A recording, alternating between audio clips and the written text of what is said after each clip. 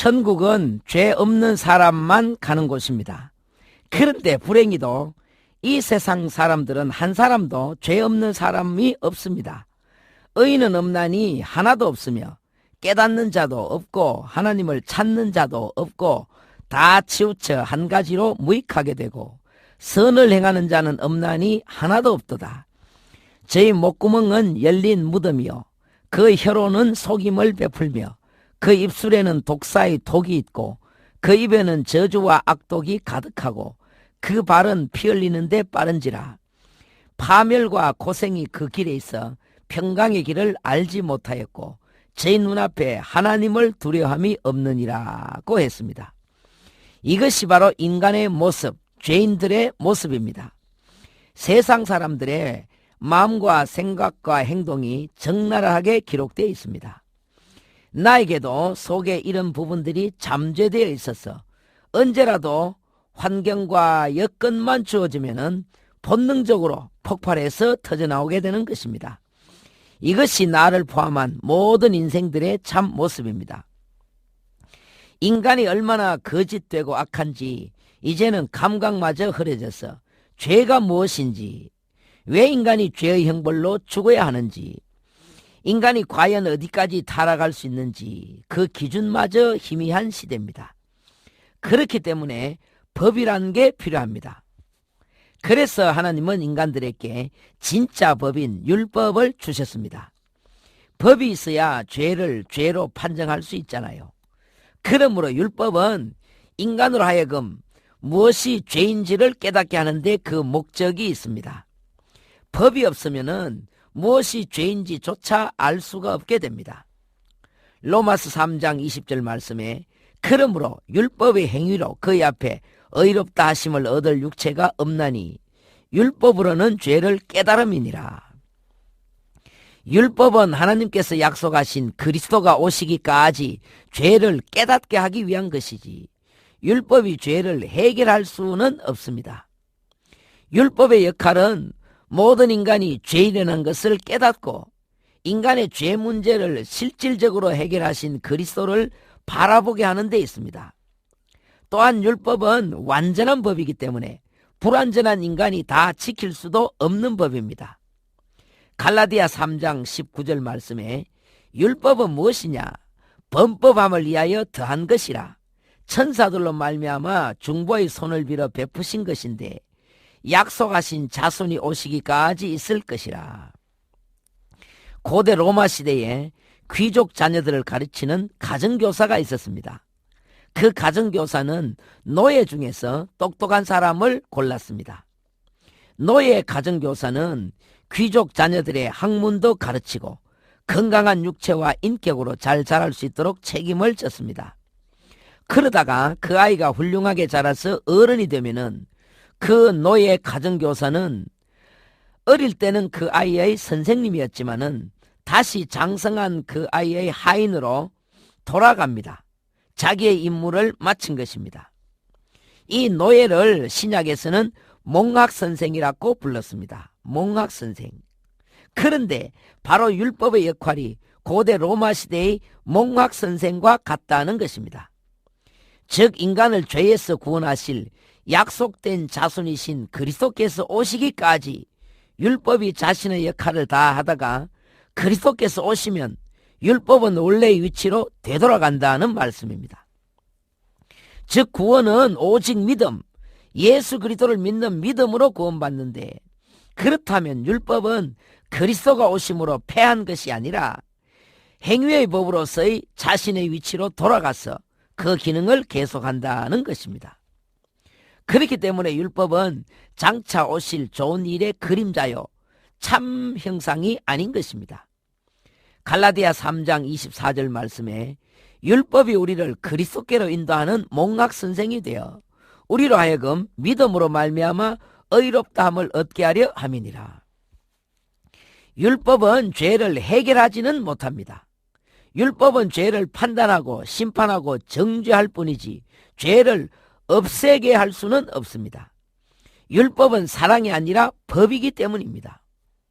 법은 죄를 용서할 수 없습니다. 율법은 죄인을 의인으로 만들지 못합니다. 법으로는 사람을 변화시키고 감동시켜서 새 사람이 되게 할 수 없습니다. 그것은 법으로 안 되기 때문에 그리스도께서 사랑으로 오신 것입니다. 이것이 하나님의 은혜의 법이요 사랑의 법입니다. 로마서 3장 23절에 모든 사람이 죄를 범하였음에 하나님의 영광에 이르지 못하더니 그리스도 예수 안에 있는 구속으로 말미암아 하나님의 은혜로 값없이 의롭다 하심을 얻은 자 되었느니라. 자기가 일한 것이 없이, 다시 말해서 값을 치르지 않고 속죄함을 받았기 때문에 우리가 구원받은 것은 전적으로 하나님의 은혜입니다. 우리가 땀을 흘리거나 감옥에 가서 죄값을 치르고 죄사함 받은 것이 아니라 하나님의 은혜를 바탕으로 한 믿음의 법으로 구원을 받았기 때문에 자랑할 것이 없는 것입니다. 그러므로 구원받은 자들은 그 은혜와 사랑을 생각하면 생각할수록 감사하고 감격해서 눈시울을 적시게 됩니다. 이것은 영적인 비밀이기 때문에 예수님을 구주로 믿고 성령을 받아본 사람만이 알 수 있습니다. 이것이 바로 복음의 비밀입니다. 로마서 3장 27절 말씀에 그런즉 자랑할 때가 어디뇨? 있을 수가 없느니라. 무슨 법으로냐? 행위로냐? 아니라 오직 믿음의 법으로니라. 그러므로 사람이 의롭다 하심을 얻은 것은 율법의 행위에 있지 않고 믿음으로 되는 줄 우리가 인정하노라. 예수님이 왜 오셨습니까? 왜 오셔야만 했습니까? 그것은 율법으로는 죄 문제를 해결할 수 없기 때문에 사랑으로 오신 것입니다. 사람은 아무리 율법을 잘 지켜도 성령을 선물로 받을 수 없습니다. 바리새인들이 바로 여기서 실패했습니다. 그리스도를 믿지 않고 아무리 율법을 잘 지킨다 해도 성령께서 임하시지 않습니다. 아무리 깊은 산속에 들어가서 사람들과 격리된 채 열심히 율법을 지켜도 성령을 받을 수는 없습니다. 성령은 오직 예수께서 그리스도이심을 믿을 때에 우리 가운데 임하시는 것입니다. 이것이 복음입니다. 갈라디아 3장 2절에 너희가 성령을 받은 것은 율법의 행위로냐 듣고 믿음으로냐. 너희에게 성령을 주시고 너희 가운데서 능력을 행하시는 이의 일이 율법의 행위에서냐 듣고 믿음에서냐. 그러므로 율법을 행하는 자가 천국 가는 것이 아니라 하나님께서 주신 선물인 복음을 믿는 자가 천국 가는 것입니다. 구원은 오직 예수께서 그리스도에 있음을 믿음으로 받습니다. 예수 믿는 자는 믿는 그 순간에 영생의 복을 받습니다. 믿는 순간에 지옥에서 건짐받습니다. 믿는 순간에 사망에서 생명으로 옮겨집니다. 요한복음 5장 24절 말씀에 내가 진실로 진실로 너희에게 이르노니 내 말을 듣고 또 나 보내신 이를 믿는 자는 영생을 얻었고 심판에 이르지 아니하나니 사망에서 생명으로 옮겼느니라. 그런데 마태복음 7장 21절 말씀에 보면은 나더러 주여 주여 하는 자마다 천국에 다 들어갈 것이 아니요 다만 하늘에 계신 내 아버지의 뜻대로 행하는 자라야 들어가리라 하셨습니다. 그렇다면 문제가 생겼습니다. 아버지의 뜻대로 행하는 자가 천국에 들어간다면은 이 말씀은 분명히 율법을 행해야 천국 들어간다는 말인데, 그렇다면은 과연 이 세상에서 누가 천국에 들어갈 수 있나? 그렇다면은 아버지의 뜻이 도대체 무엇이고 아버지의 뜻을 행한다는 것이 무엇인가? 이것이 아주 중요합니다. 우리는 무엇보다 아버지의 뜻이 무엇인가를 아는 것이 중요합니다. 아버지의 뜻을 모르면 평생을 엉뚱한 곳에서 고생만 하다가 바리새인들처럼 저주받고 멸망당해버립니다. 자, 그런데 요한복음 6장 40절 말씀을 보십시다. 여기에서 아버지의 뜻이 무엇인가 분명하게 나와 있습니다. 내 아버지의 뜻은 아들을 보고 믿는 자마다 영생을 얻는 이것이니 라고 했습니다. 아버지의 뜻은 다시 말해서 내가 너희들에게 구원자로 보낸 독생자 주 예수를 믿으라는 것입니다. 예수 믿는 것이 유일한 구원의 길이며 하나님의 마음이며 약속이기 때문에 이 약속을 믿고 하나님께로 돌아오라는 것입니다. 더 이상 아버지를 의심하지 말고 신뢰하라는 것입니다. 그러므로 예수 믿는 것이 곧 아버지의 뜻을 행하는 것이며 이것이 곧 구원이며 영생이며 천국 가는 유일한 길이란 말씀입니다. 그러므로 구원의 문제에 있어서는 나를 죄로부터 구원할 구원자가 누구냐 하는 것이 중요하고 그 구원자에 대한 나의 믿음이 중요한 것이지 열심이나 행위가 중요한 것이 아닙니다. 구원의 문제는 인간의 열심이냐 하나님의 은혜냐 하는 것입니다. 구원에 관한 인간들의 첫 번째 자세는 구원에 관한 내 선입견을 버리고 하나님의 방법을 인정하는 것입니다. 구원에 관한 하나님의 방법은 독생자 예수 그리스도를 믿는 것입니다. 요한복음 17장 3절에 영생은 곧 유일하신 참 하나님과 그의 보내신 자 예수 그리스도를 아는 것이니이다. 신약과 구약은 서로 상충되거나 대립되는 것이 아닙니다. 신약은 구약의 약속에 대한 성취입니다. 신약 복음은 구약 율법에 대한 성취요 완성입니다. 즉 복음은 믿음의 문제요 율법은 행위의 문제이지 복음이 왔으므로 율법이 무용지물이 되었다는 것은 아닙니다. 복음이 왔어도 율법은 여전히 행위의 법으로 자리를 지키고 있습니다. 예수께서 오신 것은 율법을 완전케 하러 오신 것이지 율법을 폐하러 오신 것이 아닙니다.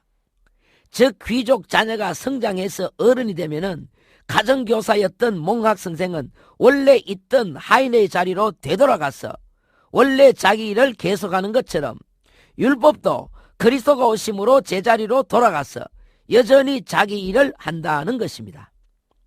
마태복음 5장 17절 말씀에 내가 율법이나 선지자나 폐하러 온 줄로 생각지 말라. 폐하러 온 것이 아니요 완전케 하려 함이니라. 복음이 오기 전에 율법은 죄를 정죄하고 판단했습니다. 그러나 복음이 온 후로는 이제는 더 이상 심판을 위한 율법이 아니라 상급을 위한 율법으로 자리하게 됩니다. 복음이 온 후로는 더 이상 율법을 못 지켰다고 정죄하거나 지옥 보내는 것이 아니라 다만 율법을 지키지 못했을 경우에 지키지 못한 것에 대한 상급이나 축복이 줄어드는 것입니다. 즉 율법은 이제 심판을 위한 율법이 아니라 자유의 율법이 된 것입니다. 이제 그리스도의 복음을 믿는 자들은 율법의 심판으로부터 완전히 자유하게 된 것입니다. 그러므로 이제 그리스도 예수 안에 있는 자들에게는 결코 정죄함이 없는 것입니다. 복음이 온 후로도 율법은 여전히 살아있습니다. 옛날 그 무서운 저주와 심판의 율법으로 살아있는 것이 아니라 이제는 부드러운 자유의 율법, 상급을 위한 율법으로 살아있습니다. 그러므로 이제 복음을 믿는 자들은 죄와 심판을 피하고 지옥으로부터 자유케 된 것입니다. 그래서 이제는 율법을 억지로 지키는 것이 아니라 하나님을 사랑하고 축복과 상급의 수단으로 율법을 지키는 것입니다. 야고보서 2장 12절 말씀에 너희는 자유의 율법대로 심판받을 자처럼 말도 하고 행하기도 하라. 율법으로부터 자유했다고 율법을 무시하지 말고 여전히 두렵고 떨림으로 율법을 존귀히 여기고 지키라는 말씀입니다. 율법을 억지로 지키는 것과 존중하고 사랑함으로 지키는 것은 큰 차이가 있습니다. 우리가 그리스도 안에서 율법을 지키는 것은 심판이 두려워서나 구원받기 위해서 지키는 것이 아니라 하나님을 사랑하기 때문에 날 구원하신 그 은혜가 너무 크기 때문에 지키는 것입니다. 그러므로 우리가 율법을 지키는 것은 너무나 당연하고 자연스러운 것입니다. 오히려 진리를 거스려 세상 풍속을 따르는 것이 더 어렵고 죄 짓는 것이 더 어렵습니다. 이것이 사랑의 본질이며 진리의 속성입니다. 법을 지키지 않으면 사랑이 파괴됩니다. 사랑하고 싶어도 사랑할 수 없고 사랑받고 싶어도 받을 수 없습니다. 요한복음 14장 21절 말씀에 나의 계명을 가지고 지키는 자라야 나를 사랑하는 자니 나를 사랑하는 자는 내 아버지께서 사랑을 받을 것이요 나도 그를 사랑하여 그에게 나를 나타내리라. 아무리 사랑하는 부부라 할지라도 기본적으로 서로가 지켜야 할 것은 지켜야 사랑이 깨어지지 않습니다. 서로가 지켜야 할 최소한의 것마저 지키지 못하면은 관계가 파괴됩니다. 하지만은 서로 사랑하는 사람들은 그것을 억지로 지키는 것이 아니라 서로 사랑하기 때문에 서로 기뻐하며 서로의 인격을 존중하며 지키는 것입니다. 마찬가지로 하나님을 사랑하면은 당연히 하나님의 법을 존중하며 지키게 됩니다. 그러므로 사랑은 율법의 완성인 것입니다. 요한일서 3장 23절 말씀에 그의 계명은 이것이니 곧 그 아들 예수 그리스도 이름을 믿고 그가 우리에게 주신 계명대로 서로 사랑할 것이니라. 이제 그리스도 예수 안에 있는 성도는 더 이상 율법의 노예가 아니라 사랑의 노예가 되어야 됩니다. 율법을 억지로 지키는 것이 아니라 사랑으로 섬기며 종노릇하는 것입니다. 성도는 예수 믿고 구원받아 율법으로부터 자유케 되었으나 이제는 그 자유를 남을 섬기고 사랑하는 데 사용하는 사랑의 노예가 되어야 됩니다. 왜냐하면 주님께서 바로 죽으시기까지 나를 사랑하셨기 때문입니다. 바로 내가 그 사랑의 주인공입니다. 그러므로 사랑의 종노릇하는 것은 최고의 자유권을 행사하는 것이며 그것은 곧 나를 행복하게 하며 이웃을 행복하게 하며 하나님을 기쁘시게 하는 것입니다. 그가 우리를 위하여 목숨을 버리셨으니 우리가 이로써 사랑을 알고 우리도 형제들을 위하여 목숨을 버리는 것이 마땅하니라. 자녀들아, 우리가 말과 혀로만 사랑하지 말고 오직 행함과 진실함으로 하자. 은혜로운 날 되십시오.